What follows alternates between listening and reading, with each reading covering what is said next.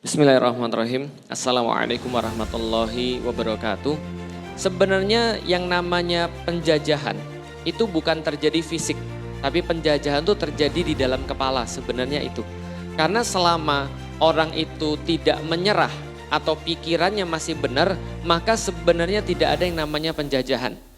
Makanya kan kalau kita dengar kata-kata dari salah satu tentara Izzuddin Al-Qassam itu, tentara khususnya Hamas, itu kan pernah mengatakan begini, saya kira waktu itu Gaza yang dikuasai oleh Israel. Yang sebenarnya terjadi adalah dunia yang dikuasai, sementara Gaza itu masih bebas. Kenapa? Karena mereka masih melawan. Sementara banyak orang-orang di luar dari Gaza, di luar dari Palestina, mereka hidupnya kayak merdeka, tapi sebenarnya mereka terjajah pikirannya. Kalau zaman dulu orang-orang Belanda datang ke Nusantara, mereka menjajah Nusantara dan orang-orangnya secara fisik. Orang-orangnya dijadiin budak, orang-orangnya dibunuhin, orang-orangnya diperangi. Tapi itu zaman dulu, karena penjajahan fisik ternyata terbukti itu nggak pernah berhasil. Kenapa? Karena orang pasti akan ngelawan balik dan dunia akan melihat bahwasanya ada orang-orang yang melawan penjajahan fisik. Maka setelah tahun 1900-an itu bukan lagi yang umum dipakai penjajahan fisik, tapi namanya penjajahan pemikiran. Namanya kalau dalam bahasa Arab sangat terkenal sekali, namanya Ghazwul Fikr atau perang pemikiran. Perang pemikiran ini kayak apa? Perang pemikiran itu nggak perlu perang fisik. Belenggunya bukan borgol. Belenggunya bukan rantai, tapi belenggunya ada di dalam kepala. Yang buat dia, bedanya penjajahan fisik sama penjajahan pemikiran adalah orang yang dijajah fisik itu nggak pernah akan ada yang ridho. Nggak pernah ada yang ridho. Tapi kalau penjajahan mental, penjajahan pikiran, itu bisa jadi yang dijajah ridho. Bisa difahami ya? Contoh, dulu perempuan dipaksa jadi budak. Perempuan ada yang ridho atau tidak? Walaupun mereka nggak bisa melawan, tapi mereka tetap nggak ridho. Ketika perempuan dijadiin warga nomor 2 misalnya. Ketika perempuan-perempuan di Amerika waktu itu nggak boleh naik bis, nggak boleh kerja, nggak boleh menempati posisi-posisi penting. Orang-orang Amerika tetap aja ceweknya nggak ridho, walaupun secara fisik mereka dijajah. Bisa difahami ya. Tapi zaman sekarang, gimana caranya buat cewek agar jadi dalam tanda kutip budak juga? Pikirannya dipengaruhi. Telanjang itu keren. Kalau kalian bisa seksi, menarik bagi orang, keren. Berarti zaman dulu orang beli cewek dijadiin budak, disuruh nari telanjang di depan cowok-cowok. Itu kan zaman dulu. Kalau zaman sekarang, gak usah dijadiin budak.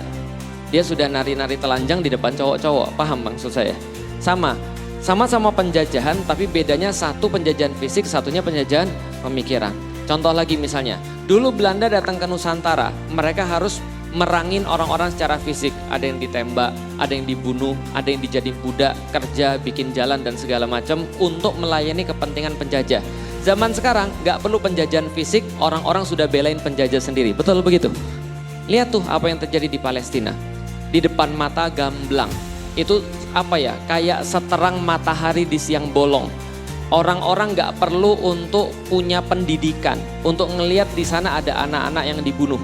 Kalau seandainya kemarin di barat ada satu orang hitam mati dipiting sama polisi, maka seluruh dunia teriak Black Lives Matters. Sesungguhnya orang hitam itu juga berhak hidup. Padahal yang meninggal berapa orang? 1. Kita nggak pernah ngecilin nyawa. Di dalam Al-Quran bahkan kita dikasih tahu, satu orang manusia, bukan satu orang muslim ya, satu orang manusia kata Allah, yang nyawanya hilang tanpa alasan yang benar, itu seolah-olah seperti rusaknya satu dunia.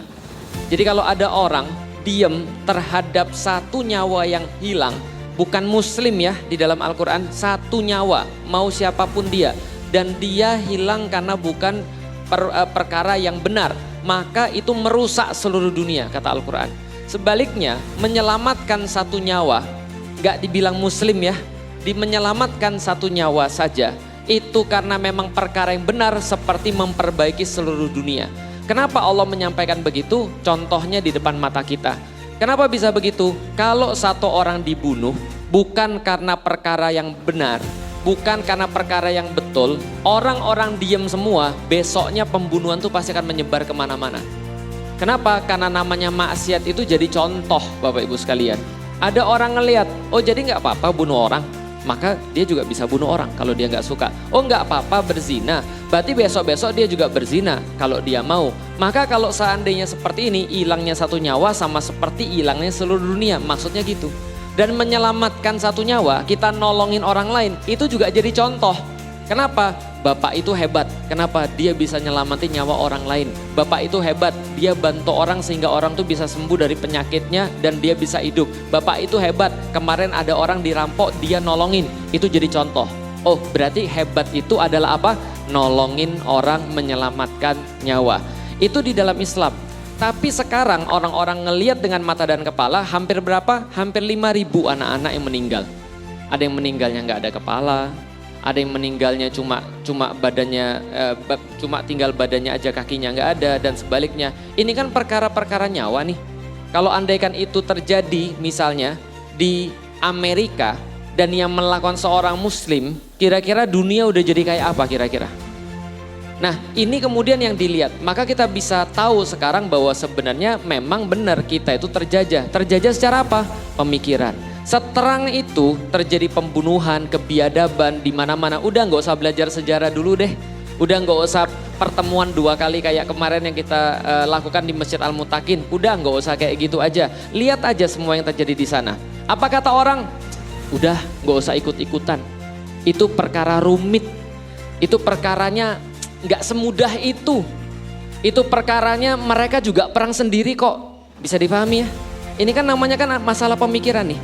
Sudah kelihatan di depan mata, lalu kemudian saya support Palestina, tapi saya nggak support peperangan ini, saya nggak support kejadian ini. Terus gimana yang kita lakukan? Ya udah kita donasi aja, alhamdulillah dapat 10 juta. Terus masih ada juga ada yang bilang, emang sampai itu 10 juta? Emang sampai? Yakin sampai? Nggak semudah itu nyampe ke sana.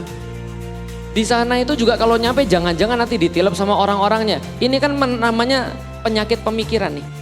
Kalau ada orang dibelenggu tadi dengan borgol, ada orang yang dibelenggu dengan pikirannya. Sehingga coba bayangkan apa yang terjadi. Kalau ada orang zaman dulu secara fisik dia dijajah, tangannya dibelenggu, tangannya diborgol, dia kan gak bisa melawan. Betul kan ya? Orang yang dibelenggu pemikirannya bisa ngelawan. Sama, gak bisa ngelawan juga. Artinya sama, itulah yang dimaksud perang pemikiran. Maka ingat ibu-ibu yang datang di kajian saya di Masjid Al-Mutakin dari awal saya selalu bilang, yang tidak kelihatan lebih penting daripada yang betul nggak? Saya bilang begitu. Itu maksudnya. Artinya orang-orang yang ada di Gaza itu mereka kelihatannya mereka dijajah secara fisik. Tapi sebenarnya tidak. Karena pikiran mereka bebas. Mereka ngomong, juru bicaranya ngomong, kami orang muslim tidak ruku dan tidak sujud selain kepada Allah. Jadi kami tidak akan pernah membungkukkan badan kami kecuali kepada pencipta kami. Ini kan pemikiran orang yang merdeka.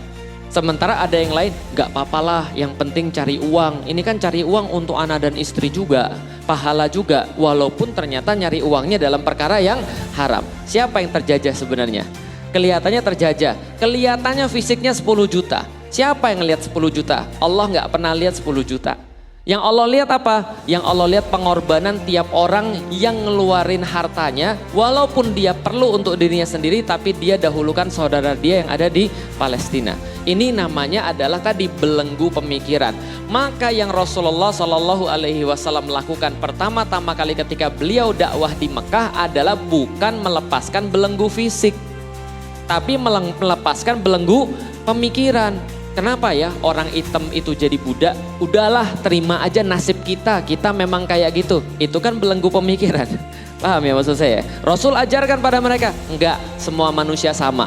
Mau dia hitam, mau dia putih, mau dia apa aja. Dia enggak pernah milih. Semuanya sama-sama keluar daripada rahim seorang perempuan. Sama-sama keluar mohon maaf dari tempat yang hina. Sama-sama berasal dari cairan yang hina. Itu yang diajarkan Islam kepada kita. Ya kan? Nah maka ketika kita membahas tentang masalah Palestina, banyak sekali orang-orang itu salah dalam perbuatan karena salahnya udah dimulai di mana? Di kepala dia. Tapi kalau sudah benar di kepala dia, insya Allah juga benar ketika dia berbuat atau berkata-kata. Bisa dipahami ya? Jadi tergantung di sini nih. Jadi bukan di luar yang harus kita perbaiki, tapi di dalam kepala kita. Apa yang terjadi pada saudara-saudara kita di Palestina sehingga mereka bisa sekuat itu? Itu bukan fisiknya, tapi di pemikirannya. Bisa dipahami teman-teman sekalian. Contoh misalnya ya. Kemarin saya ketemu lagi ketika saya bahas tentang masalah Palestina. Orang bilang, udahlah gak usah kita tuh ribut dengan urusan orang lain. Kita tuh masih banyak kok urusan kita sendiri. Atau ada yang bilang, jangan-jangan nih yang terjadi di sana itu sengaja. Itu adalah Israel sendiri yang buat Hamas. Lalu kemudian Hamas menyerang sehingga Israel bisa nyerang lagi sehingga habis. Teori-teori gak habis-habis. Bapak Ibu tahu gak? Saya pernah ketemu dengan beberapa pejuang-pejuang yang ada di Gaza. Waktu itu saya tanya sama mereka, bisa nggak ya kalau ada orang-orang Indonesia yang mau datang ke sana lalu berjihad fisabilillah? Tahu nggak kata-kata mereka, Bapak Ibu sekalian? Lihat nih cara mikir mereka. Mereka bilang begini, emang kalian kira mudah apa pergi jihad? Emang kalian kira jihad semudah itu? Dia bilang gini, emang kalian kira kalian di Indonesia ngelihat kami berjihad di sini, kalian dengan mudah punya duit datang ke sini, lalu kemudian berperang, lalu mati syahid. Semudah itu? Dia bilang enggak. Saya bilang maksudmu gimana? Dia bilang gini, kalian tahu enggak? Jihad, syahid itu adalah di dalam agama Islam, itu adalah semacam kayak pamor tertinggi. Ya enggak sih? Benar enggak? Di dalam Islam kalau Bapak Ibu belum tahu, kata Rasulullah, kalau Islam tuh ibarat rumah, maka iman itu adalah ibarat fondasinya. Lalu syariat itu atau sholat itu ibarat adalah tiang-tiangnya kata Rasul. Lalu kemudian jihad itu ibarat atapnya. Berarti kalau rumah nggak ada atap gimana kira-kira? Panas kepanasan, hujan kehujanan. Itu kan kalau rumah nggak ada atap. Artinya apa? Di dalam Islam itu jihad itu adalah ibadah paling puncak. Yang dilihat oleh orang, syahid itu adalah semacam kayak apa ya? Gelar tertinggi. Kalau gelar tertinggi orang-orang umum kan almarhum, ya kan ya. Jadi kalaupun Anda sekarang doktor, insinyur, apalagi PhD gitu misalnya ya, apalagi misalnya MA, MSc dan segala macam. Tapi kan kalau orang biasa kan gelarnya apa? Depannya almarhum gitu kan ya, ALM gitu kan ya. Nah tapi kalau gelar orang-orang beriman yang paling tinggi itu bukan almarhum, tapi adalah asyahid, orang yang syahid. Dia jelasin, karena syahid adalah pemberian Allah tertinggi, Allah nggak akan kasih pada orang sembarangan.